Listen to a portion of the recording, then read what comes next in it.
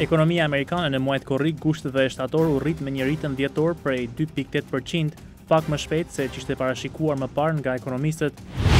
Çmimi i aksioneve të firmës Twitter pothuajse u dyfishua në ditën e parë të shkëmbimeve në bursë. Çmimi fillestar prej $26 për aksion shumë shpejt arriti në $50 për të ulur më pas në rreth 45. Firma Twitter ka mbi 230 milion përdorues. Sekretari i Shtetit John Kerry thotë se arritja një marrëveshje për statusin final mes Izraelit dhe palestinezëve është kritike dhe se në bisedimet e fundit është shënuar përparim i madh.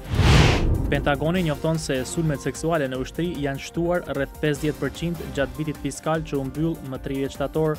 Sipas të dhënave të reja gjatë 9 muajve të parë të vitit fiskal, nga tetori i vitit 2012 deri në qershor të 2013-s, janë regjistruar 3500 ankesa.